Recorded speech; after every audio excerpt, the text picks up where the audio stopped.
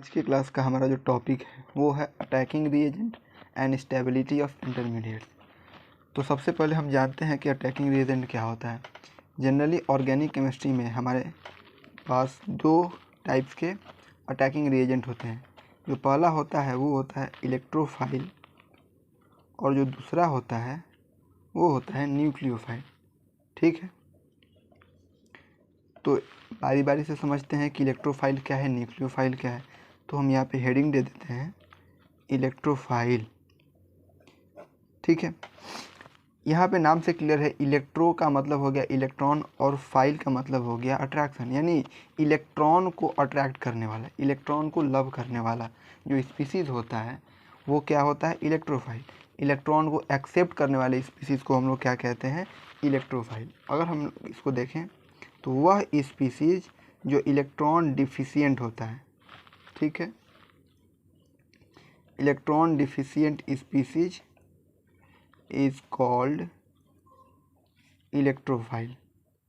ठीक है, और इसका एग्जांपल हम देखें तो एग्जांपल क्या होगा, H प्लस।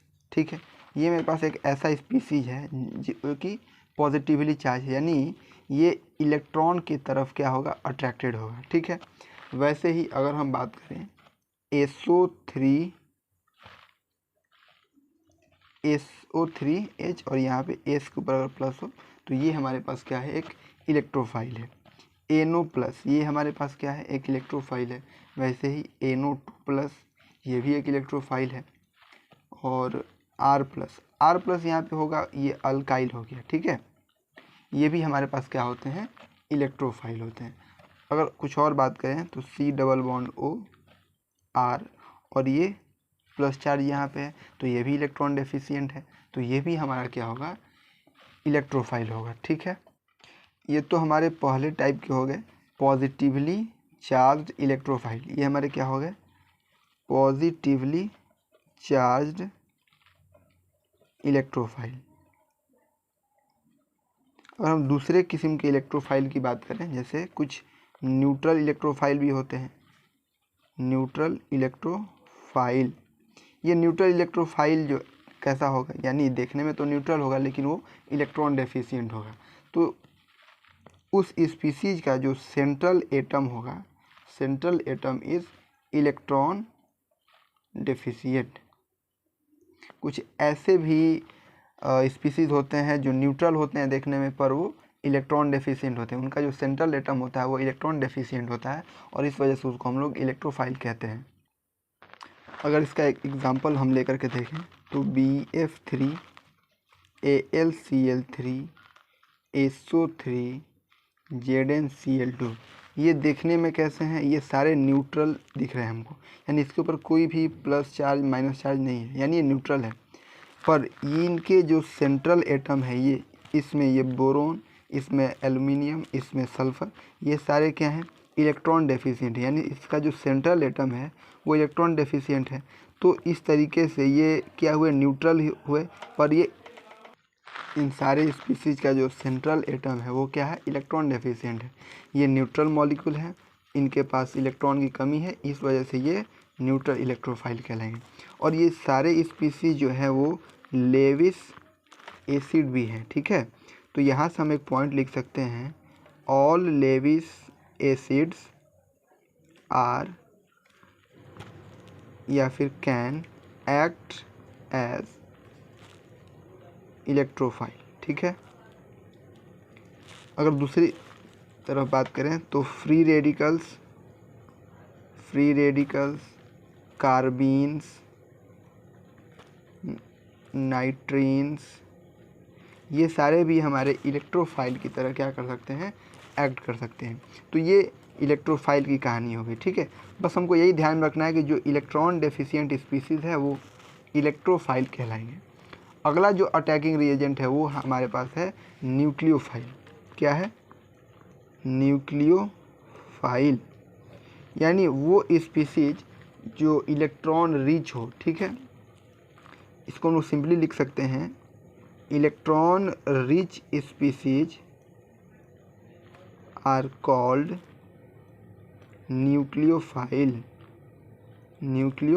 न्यूक्लियोफाइल, यानी जिस स्पीसीज के पास अगर इलेक्ट्रॉन की बहुतायत है, इलेक्ट्रॉन रिच है वो, तो उस स्पीसीज को हम लोग क्या कहेंगे, न्यूक्लियोफाइल कहेंगे। और ये जो न्यूक्लियोफाइल होते हैं वो निगेटिवली चार्ज स्पीसीज भी हो सकते हैं, और या तो उनके पास लोन पेयर भी हो सकता है। यहाँ पे हम लोग लिखें they can be negatively charged और पोसेस का मतलब या bear lone pair on it. ठीक है, तो इस तरीके की स्पीसीज को हम लोग क्या कहते हैं, न्यूक्लियोफाइल कहते हैं। अगर हम लोग निगेटिवली चार्ज्ड न्यूक्लियोफाइल की बात करें तो वो कौन कौन से हो सकते हैं, वो हो सकते हैं हमारे OH माइनस, OR माइनस, इसको हाइड्राइड कहते हैं। ठीक है, H के ऊपर अगर हाइड्रोजन के ऊपर लोन पेयर है तो इसको हम लोग हाइड्राइड बोलते हैं। ये मेरे पास OH हो गया, ये OR हो गया, वैसे ही CN माइनस, वैसे ही ये हैलोजन्स हो गए। हैलोजन्स भी हमारे क्या होते हैं, न्यूक्लियोफाइल होते हैं। ठीक है, ये भी हो गया nucleophile, RC double bond O minus. ठीक है, ये भी मेरे पास न्यूक्लियोफाइल हो गया, और NH2 ये भी मेरे पास क्या हो गया, न्यूक्लियोफाइल हो गया। ठीक है, तो ये सारे क्या हुए, निगेटिवली चार्ज न्यूक्लियोफाइल। जिस तरीके से यहाँ पे इलेक्ट्रोफाइल के केस में जितने भी लेविस एसिड थे वो क्या थे, इलेक्ट्रोफाइल की तरह एक्ट कर रहे थे, वैसे ही जितने भी लेविस बेस हैं वो न्यूक्लियोफाइल की तरह एक्ट करेंगे। यानी यहाँ पे हम लोग लिख सकते हैं all Lewis bases can act as nucleophile. ठीक है, जैसे कि अगर एक एग्जांपल लें हम इसका, तो H2O, ठीक है, इसके पास लोन पेयर है, और ROH ये अल्कोहल हो गया, इसके पास भी लोन पेयर है, तो ये भी एक न्यूक्लियोफाइल की तरह एक्ट कर सकता है, और ये दोनों क्या है, लेविस बेस है। ठीक है, अगला जो है ROR, ये ईथर है, इस O के पास लोन पेयर है, तो ये भी मेरे पास न्यूक्लियोफाइल की तरह काम कर सकता है। और एक और अगर हम बात करें NH3 अमोनिया, इसके पास भी लोन पेयर है, तो ये जो हुए वो निगेटिवली चार्ज न्यूक्लियोफाइल हुए, और ये न्यूट्रल मॉलिक्यूल्स हो गए न्यूक्लियोफाइल के, यानी इस पर कोई चार्ज नहीं है पर लोन पेयर क्या किए हुए, ये बियर किए हुए हैं, तो ये न्यूक्लियोफाइल हो गए। ठीक है, तो ये इलेक्ट्रोफाइल हो गया, ये न्यूक्लियोफाइल हो गया। एक और यहाँ पे अगर बात ध्यान दें तो लेविस एसिड क्या होता है, तो अगर हम इसको लिख दें यहाँ पे, व्हाट इज लेविस एसिड, ये बेसिक चीज़ है। लेविस एसिड क्या होता है, लेविस बेस क्या होता है, फिर भी हम लिख देते हैं यहाँ पे व्हाट इज लेविस एसिड। ठीक है, तो हम लिख देते हैं यहाँ पे अ कंपाउंड और आयनिक species which can accept an electron pair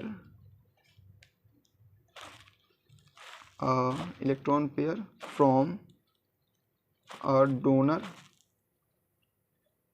compound।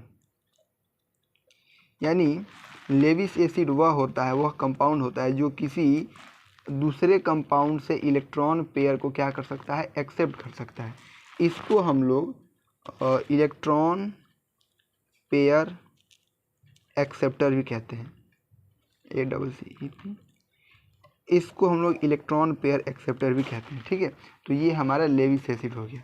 तो यहाँ से हम लोग समझ चुके हैं कि अटैकिंग रिएजेंट क्या होता है। अटैकिंग रिएजेंट दो टाइप के होते हैं, इलेक्ट्रोफाइल एंड न्यूक्लियोफाइल। मैंने इलेक्ट्रोफाइल को भी समझा दिया, यहाँ पे न्यूक्लियोफाइल को भी समझा दिया। जो अगला हमारा टॉपिक है वो है स्टेबिलिटी ऑफ इंटरमीडिएट। तो हम लोग स्टेबिलिटी ऑफ इंटरमीडिएट को भी एक बार समझ लेते हैं। अब हम लोग स्टेबिलिटी ऑफ इंटरमीडिएट को देखेंगे। जनरली ऑर्गेनिक केमिस्ट्री में जो हमारा इंटरमीडिएट होता है वो कार्बोकेटाइन होता है, और कार्बोकेटाइन के स्टेबिलिटी पर ही हमारे प्रोडक्ट का फॉर्मेशन होता है।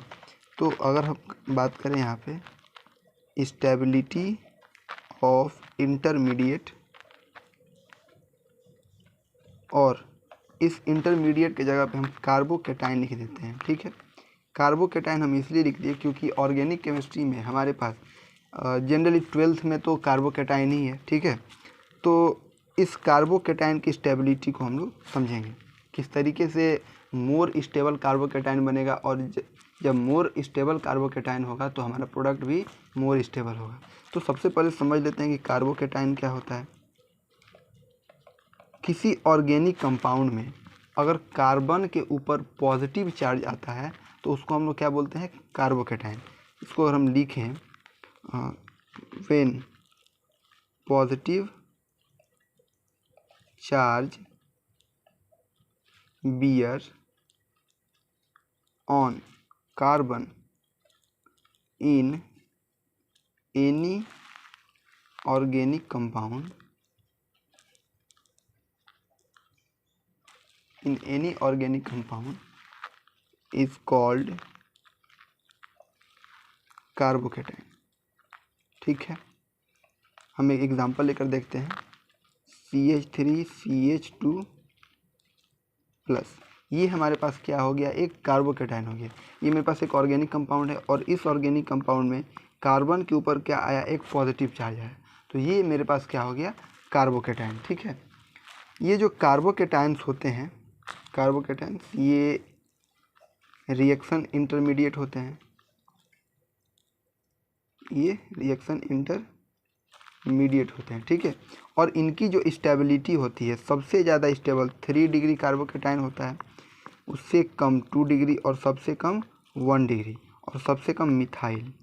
ठीक है, तो 3 डिग्री 2 डिग्री 1 डिग्री क्या है, तो अगर हम एक एग्जांपल लें यहाँ पे, तो अगर इसी को अगर हम लें तो ये जो कार्बन है इसके ऊपर पॉजिटिव चार्ज है, और इस कार्बन के एडजेसेंट एक और कार्बन है, यानी ये जो कार्बन है एक कार्बन से जुड़ा हुआ है, तो इसको हम लोग बोलेंगे 1 डिग्री। यानी अगर इस कार्बोकेटाइन, ये जो कार्बन है जो कि पॉजिटिव चार्ज है, अगर उससे जुड़ा सिर्फ एक ही कार्बन है तो उसको 1 डिग्री कार्बन बोलेंगे। अगर हम ऐसा ले लें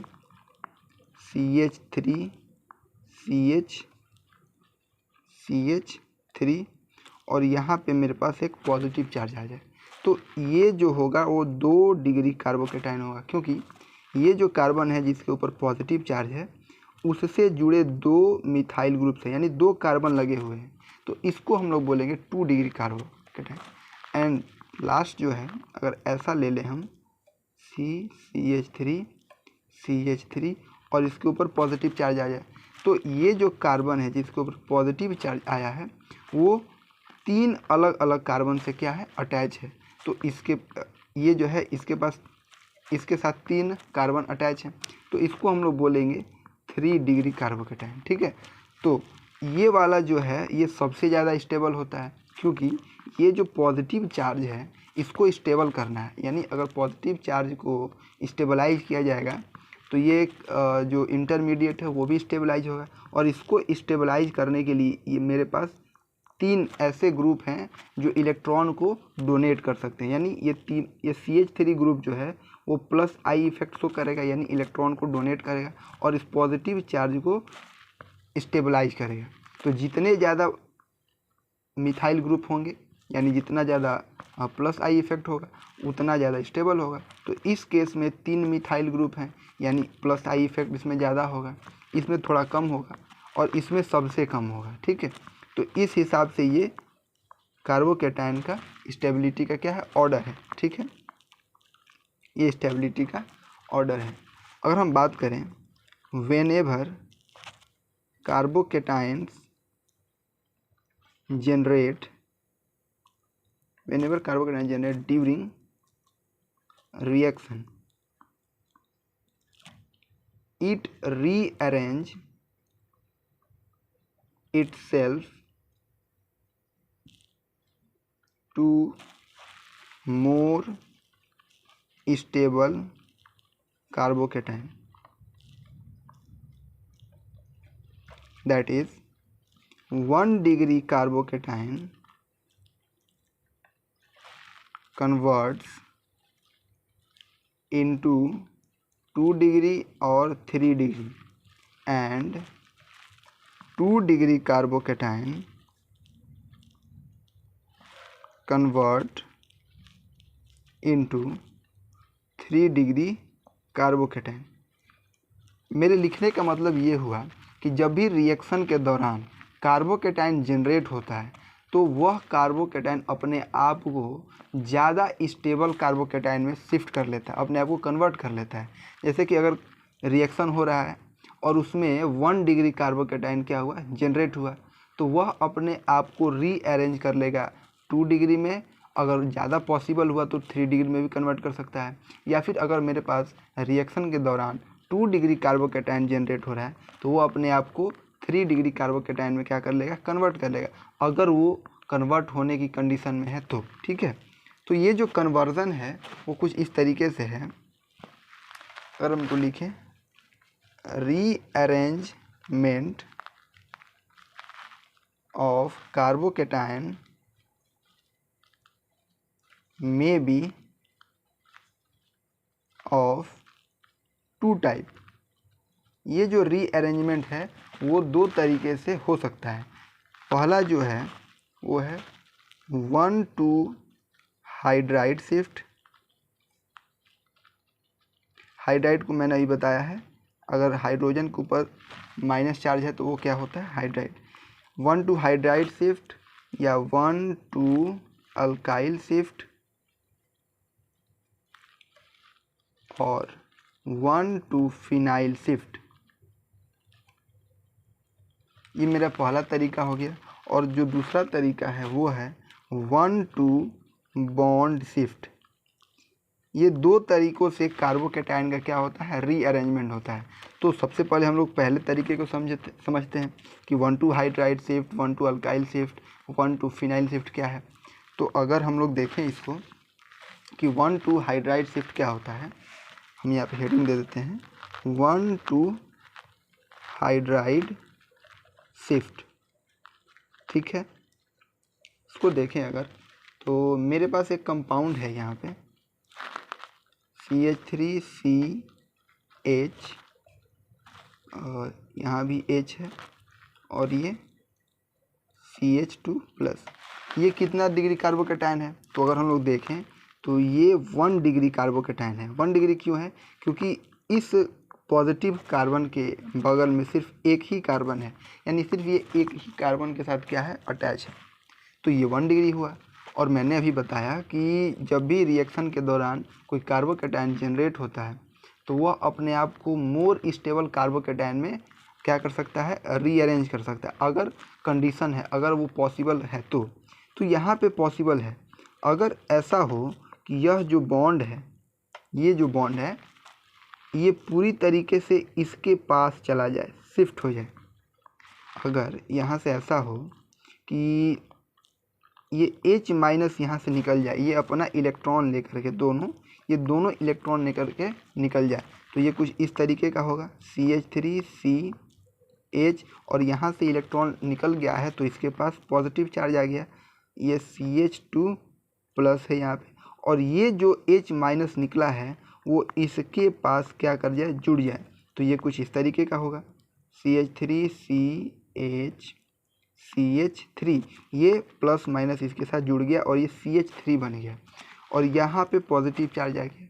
अब अगर देखें हम लोग तो ये 1 डिग्री कार्बोकेटाइन था और इस हाइड्रोजन के, इस हाइड्राइड के शिफ्ट के वजह से ये 2 डिग्री कार्बोकेटाइन में क्या हो गया, कन्वर्ट हो गया। तो 1 डिग्री से 2 डिग्री में शिफ्ट हो गया, यानी लेस स्टेबल से मोर स्टेबल की तरफ गया।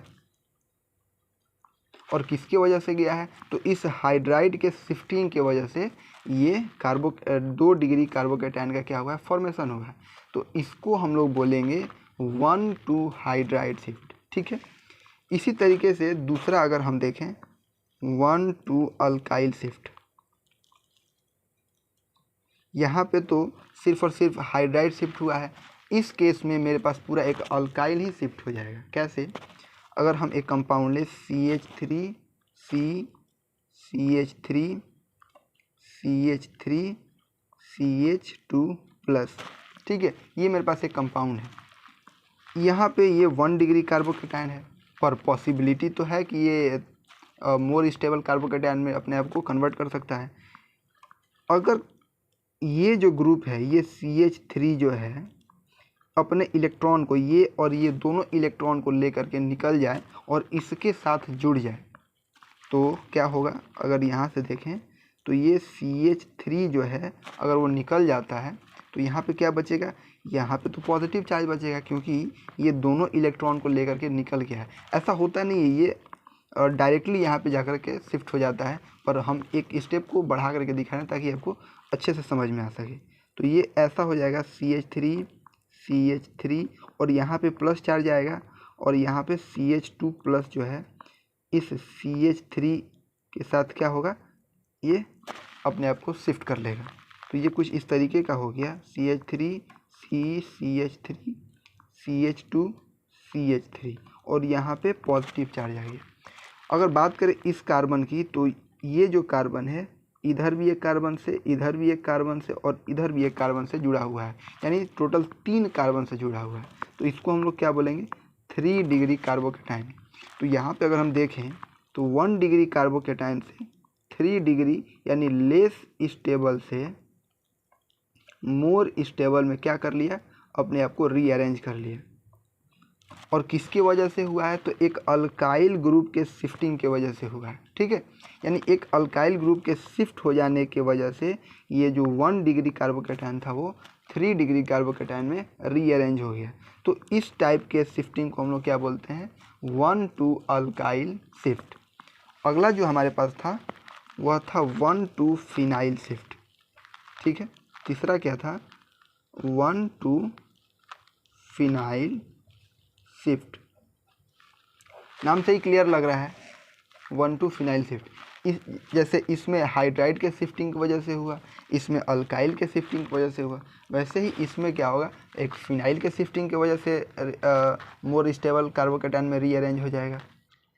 अगर हम लोग इसका एग्जांपल लेकर के देखें तो ये मेरे पास एक कंपाउंड हो गया, C ऊपर भी एक लगा हुआ है, और यहाँ भी एक बेंजीन रिंग जुड़ा हुआ है। ठीक है, और यहाँ पे है CH2+। बात करें इसकी तो ये एक 1 डिग्री कार्बोकेटायन है, पर पॉसिबिलिटी है कि ये 3 डिग्री कार्बोकेटायन में क्या हो सकता है?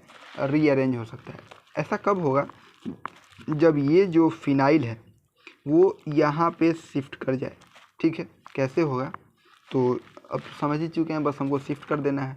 तो यहाँ से 1 to फिनाइल शिफ्ट हुआ। यहाँ पे 1 2 मेरे कहने का मतलब ये है कि ये मेरे पास पहला कार्बन है और ये दूसरा कार्बन है। तो इस 1 और 2 के बीच में यह जो हाइड्राइड है वो शिफ्ट हुआ है।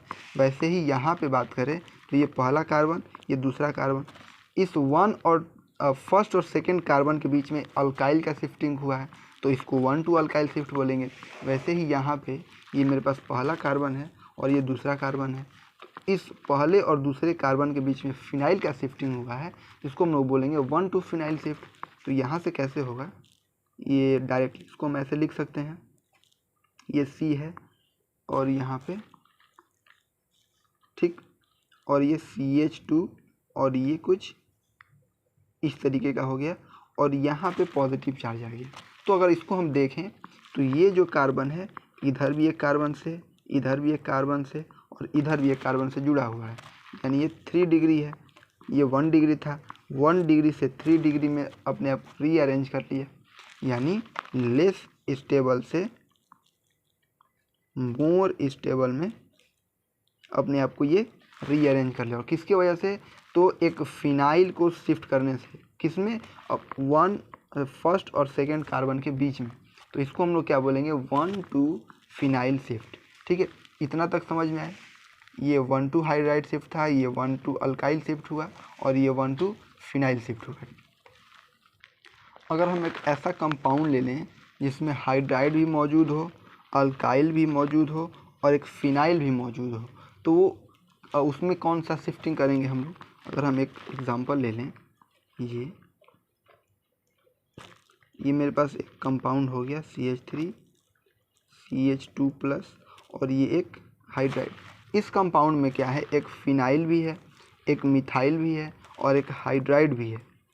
तो कौन सा शिफ्टिंग होगा यहाँ पे ताकि मोर स्टेबल कार्बोकेटायन बन सके, क्योंकि ये तो 1 डिग्री कार्बोकेटायन है। तो यहाँ पे अगर पॉसिबिलिटी है तीनों के होने की तो तीनों हो सकता है। अगर हम बात करें पहला में, अगर मिथाइल शिफ्ट कराएं 1 to मिथाइल शिफ्ट हो, तो 1 to मिथाइल शिफ्ट से क्या होगा, अगर ये यहाँ पे आ जाता है तो ये कुछ इस तरीके का बनेगा, C यहाँ पे H, ये CH2 और ये CH3, और ये मेरे पास और यहाँ पे प्लस चार्ज आ गया। तो अगर बात करें इस कार्बन की, तो इसके बगल में एक कार्बन और इसके बगल में एक कार्बन, यानी 2 कार्बन के साथ जुड़ा हुआ है। तो इसकी जो डिग्री हुई वो हुई 2 डिग्री। अगर इसमें हम लोग 1 to फिनाइल शिफ्ट कर दें तो क्या होगा, देखें। इस फिनाइल को हम उठा करके यहाँ पे ला देते हैं तो ये कुछ इस तरीके का दिखेगा, H CH3 CH2, और यहाँ पे हमने फिनाइल को क्या कर दिया, जोड़ दिया, और यहाँ पे प्लस चार्ज आ गया। तो इस कार्बन को अगर हम देखें तो इसके बगल में एक कार्बन, इसके बगल में एक कार्बन, यानी अगेन ये 2 डिग्री हुआ। अगर वैसे ही अगर हम हाइड्राइड का शिफ्टिंग कर दें यहाँ पे 1 to हाइड्राइड शिफ्ट, यानी इस हाइड्राइड को उठा करके, इस पूरे को उठा करके यहाँ पे अगर हम लगा दें तो ये कुछ इस तरीके का बनेगा, CH3 और ये CH3 हो जाएगा, क्योंकि ये हाइड्राइड जो है उठ के यहाँ पे कनेक्ट हो जाएगा और यहाँ पे प्लस चार्ज आ जाएगा।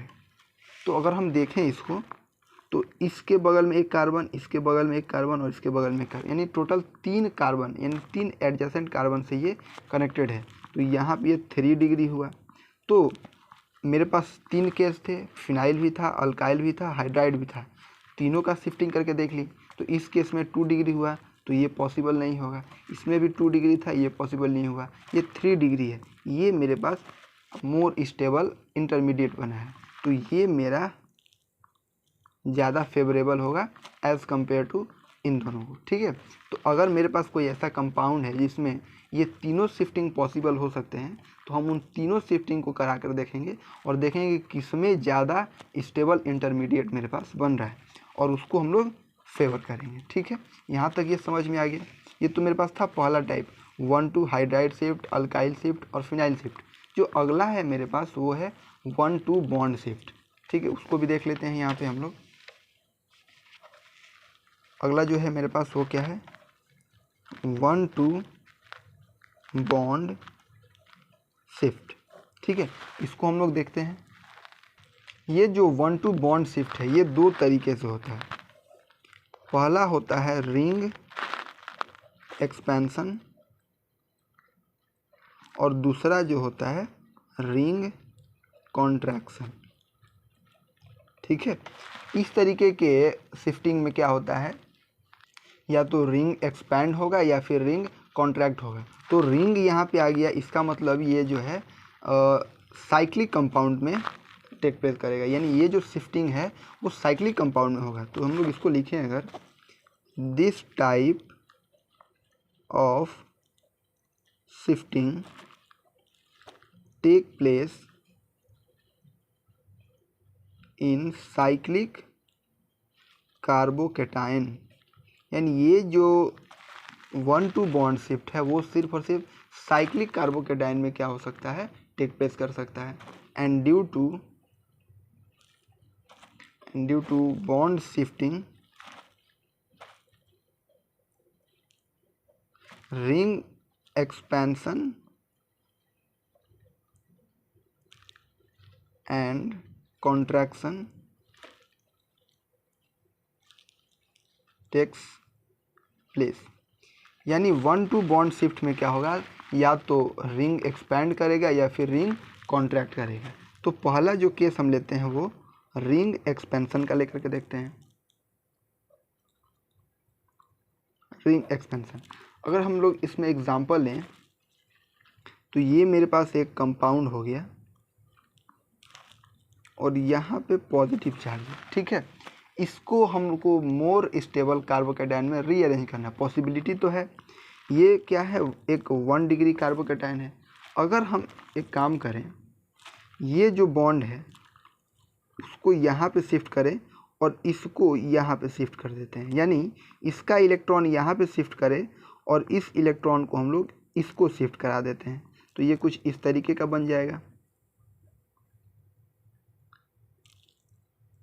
और यहाँ से बॉन्ड टूटा है तो यहाँ पे एक पॉजिटिव चार्ज आ जाएगा, ठीक है। को हम लोग कुछ ऐसे ही बना सकते हैं, यहाँ पे पॉजिटिव चार्ज आएगा। तो इस टाइप के रिंग एक्सपेंशन को हम लोग बोलते हैं कॉमन रिंग एक्सपेंशन। इसमें हुआ क्या, इसमें 4 मेंबर्ड या फिर 4 कार्बन मेंबर्ड रिंग जो है वो 5 मेंबर्ड रिंग में कन्वर्ट हो गया। वैसे ही अगर 5 कार्बन मेंबर होगा वो किस में कन्वर्ट हो जाएगा, वो 6 मेंबर्ड वाले में कन्वर्ट हो जाएगा, ठीक है।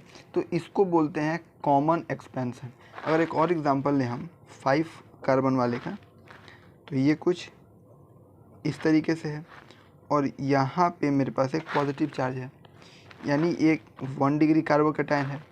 तो यहाँ से अगर हम देखें तो इस बॉन्ड को अगर हम यहाँ पे शिफ्ट करा दें और इस इलेक्ट्रॉन को यहाँ पे शिफ्ट करा देते हैं, तो ये कुछ इस तरीके का मेरा दिखेगा, ये कुछ इस तरीके का दिखेगा। और यहाँ से बॉन्ड टूटा हुआ है, यहाँ पे एक प्लस चार्ज आ जाएगा। इसको अगर हम लोग थोड़ा और अच्छे से बनाएं तो ये कुछ इस तरीके का दिखेगा। क्यों? क्योंकि अगर काउंट करें यहाँ पे तो ये 1 2 3 4 5 6, ये एक 6 मेंबर रिंग है और यहाँ पे एक पॉजिटिव चार्ज आ गया। तो इस टाइप के शिफ्टिंग को हम लोग बोलते हैं 1 to बॉन्ड शिफ्ट। यहाँ पे ये हुआ कि ये जो 1 और ये 2, यानी ये कार्बन 1 ये कार्बन 2, इन दोनों के बीच में क्या हुआ, बॉन्ड का शिफ्टिंग हो गया। तो इस टाइप के बॉन्ड शिफ्ट को इस टाइप के शिफ्टिंग को हम लोग क्या बोलते हैं, बॉन्ड शिफ्ट। और इस बॉन्ड शिफ्ट का जो पहला था वो था रिंग एक्सपेंशन, ठीक है। अगला जो है हमारे पास वो है रिंग कॉन्ट्रैक्शन। जैसे इसमें क्या हुआ कि जो मेरे पास 4 कार्बन का अगर मेंबर का रिंग था 5 मेंबर वाले में कन्वर्ट हो गया। अगर मेरे पास 5 मेंबर का रिंग है तो वो 6 मेंबर वाले रिंग में कन्वर्ट हो गया। वैसे ही रिंग कॉन्ट्रैक्शन में क्या होगा, अगर मेरे पास 4 कार्बन का मेंबर वाला रिंग है तो वो किस में कन्वर्ट हो जाएगा, 3 मेंबर रिंग में कन्वर्ट हो जाएगा। अगर इसका एग्जांपल लेकर अगर हम देखें तो ये कुछ ऐसा है और यहाँ पे पॉजिटिव चार्ज है, ठीक है। तो हम लोग इसको कुछ इस तरीके से दिखा सकते हैं। क्यों? क्योंकि अगर हम लोग इसको देखें तो ये 3 डिग्री इसको अगर हम 3 कार्बन का ये रिंग है, अगर रिंग एक्सपेंशन वाले में अगर हम जाएं तो यहाँ से क्या करेंगे कि इस बॉन्ड को तोड़ के अगर यहाँ पे लाएं और इसको यहाँ पे शिफ्ट करा दें तो वापस से यही बन जाएगा। तो अगर हम इसको एक स्टेप पीछे ला दें तो ये कुछ इस तरीके का दिखेगा। अगर वैसे एक और एग्जांपल लें हम यहाँ पे, और नहीं ऐसे नहीं, इसको हम लोग इस तरीके से लें, ठीक है। यहाँ पे मेरे पास क्या है, पार्शियल प्लस है, ये मेरे पास एक पार्शियल प्लस है। तो अगर इस केस में अगर हम जाएँ तो ये कुछ इस तरीके का बन जाएगा और यहाँ पे पॉजिटिव चार्ज आ जाएगा, ठीक है। ये मेरे पास इसको हम लोग ऐसे भी डिनोट कर सकते हैं। ऐसा हमने क्यों किया, क्योंकि अगर हम लोग इसको देखें तो ये एक 4 कार्बन वाला है, ये वैसा ही है। इसको हम लोग ऐसे कर सकते, यानी इस चीज़ को हम लोग इस तरीके से समझ सकते हैं, ठीक है। यहाँ पे प्लस चार्ज था तो हमको इतना समझना ही नहीं, अगर रिंग कॉन्ट्रैक्शन करना है तो बस रिंग एक्सपेंशन वाले में चले जाना है और वहाँ से एक बॉन्ड को तोड़ के देख लेना है। और अगर 4 कार्बन का मेंबर वाला रिंग है तो उसको 3 वाले में कन्वर्ट कर सकते हैं। अगर मेरे पास 5 वाला है तो उसको हम लोग 4 में कन्वर्ट कर सकते हैं। तरीके से हम बॉन्ड को शिफ्ट करा के लेस स्टेबल कार्बोकेटाइन से मोर स्टेबल कार्बोकेटाइन में क्या कर सकते हैं, रीअरेंज कर सकते हैं। ठीक है, तो ये सारी बातें जो थी वो थी stability of intermediate that is carbocation के बारे में। तो इस तरीके से हम लोग अगर कोई लेस स्टेबल कार्बोकेटाइन है तो मोर स्टेबल कार्बोकेटाइन में कन्वर्ट करके हम लोग प्रोडक्ट का फॉर्मेशन कर सकते हैं, और उस केस में हमारे पास मेजर प्रोडक्ट आएंगे, माइनर प्रोडक्ट आएंगे, और ये जो मेजर प्रोडक्ट माइनर प्रोडक्ट है वो इस कार्बोकेटाइन के स्टेबिलिटी पे डिपेंड करेगा। अगर ज़्यादा स्टेबल कार्बोकेटाइन होगा तो ज़्यादा प्रोडक्ट बनेगा, अगर मेरे पास लेस स्टेबल कार्बोकेटाइन है तो माइनर अमाउंट में प्रोडक्ट बनेगा। ठीक है, तो ये सारी बातें आज की क्लास में हुई। अगले क्लास में हम लोग कुछ और चीज़ें हैं उसको भी देखेंगे। तब तक के लिए आप इन चीज़ों का रिवीजन करते रहिए। ठीक है।